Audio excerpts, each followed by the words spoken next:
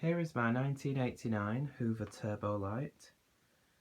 Now, I have had this quite a few years and I did make a video of it when I first got it, but I came across that video today on my channel and I was watching it back and I thought, oh god, the quality of that is terrible. So since this machine was in one of the cupboards in my room, I decided to make an update video of it. So basically the Turbolite was the most basic Hoover upright you could have bought in the late 80s. I'm not sure if it was the cheapest, but it was definitely the most basic. It's a very nice machine though. It's basically just a stripped down turbo power, but it's a very good machine and I really like it, and it's quite rare now because I'm guessing that more people probably would have bought the turbo power, as this being such a basic model. I don't know, but there's not that many about, but there are quite a few collectors that have them, of course, including me.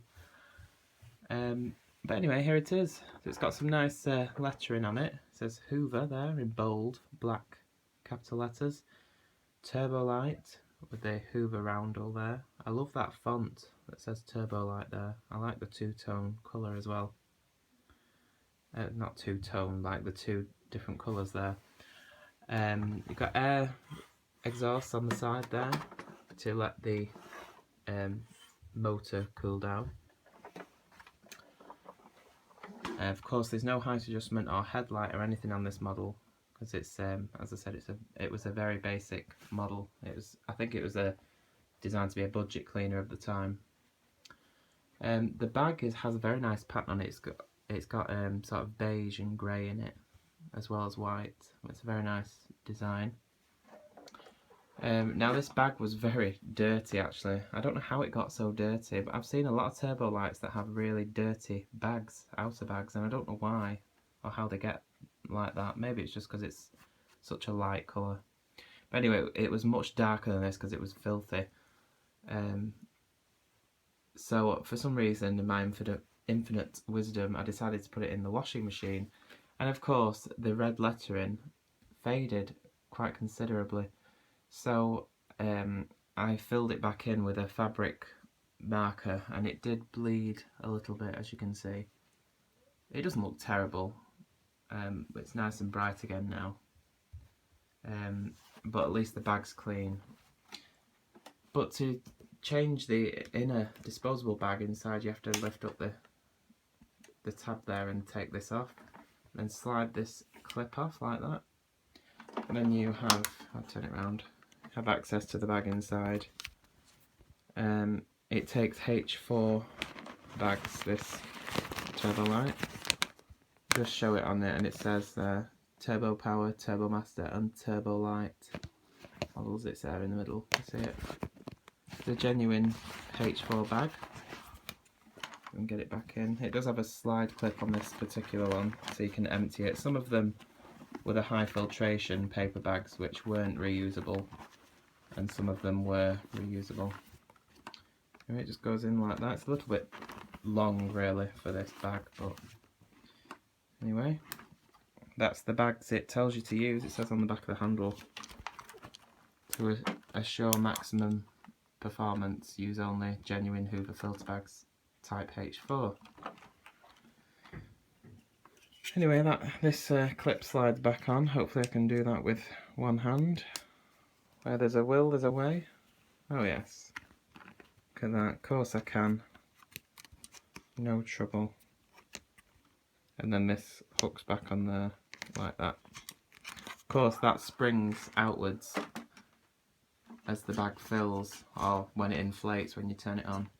It won't inflate much when I turn it on to show you it in action because this is a brand new bag, but as the bag fills up with dirt, it will tend to puff out more.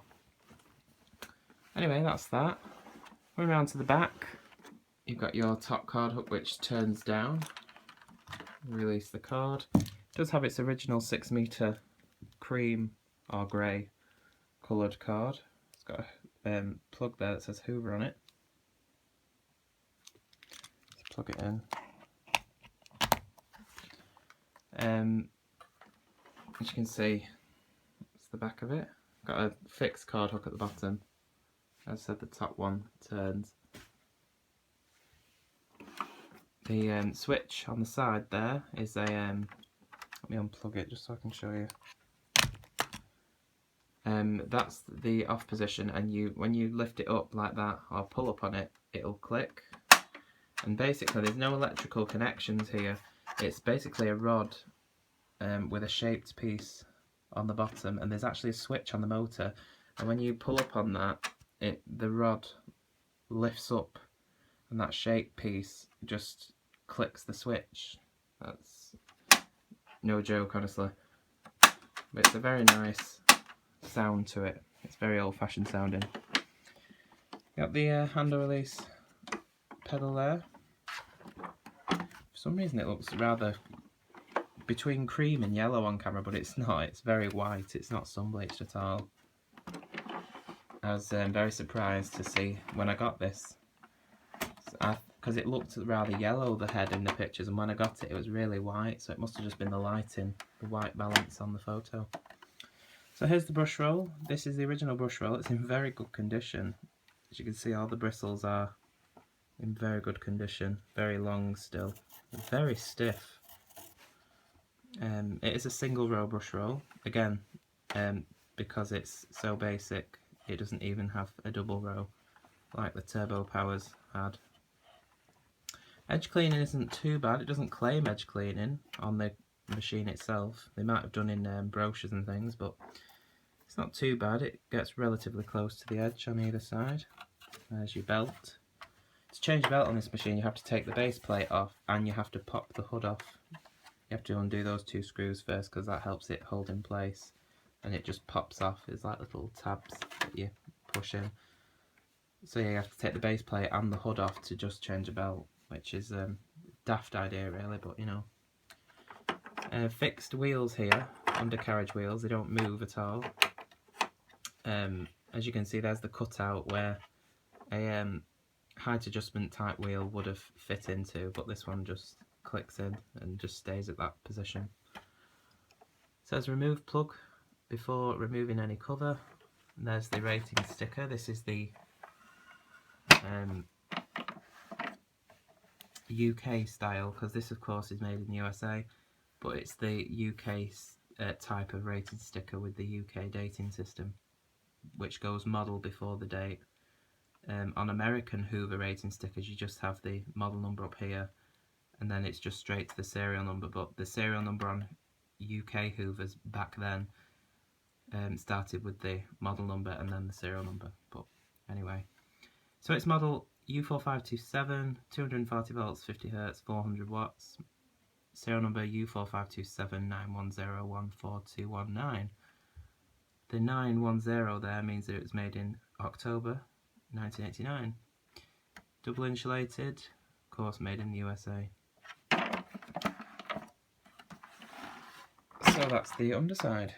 So I'll just plug it back in. I might plug it in over there actually to keep the card out of the way.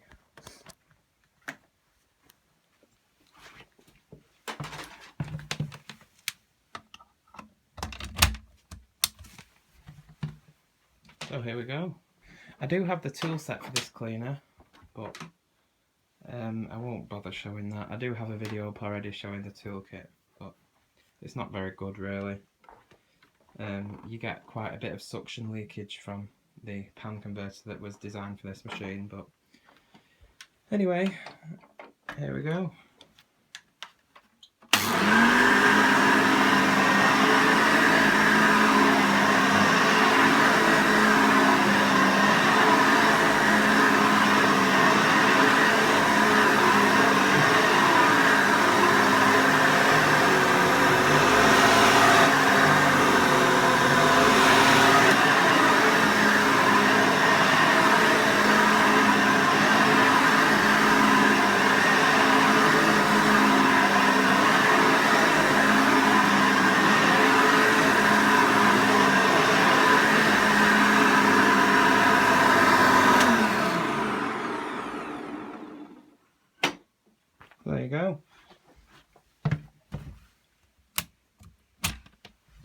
very powerful 400 watt dirty fan motor.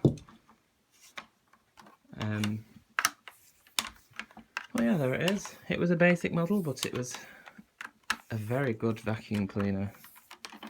I don't really think there was any difference in performance between this and a Hoover Turbo Power, to be honest. That's just my opinion, but anyway, there she is.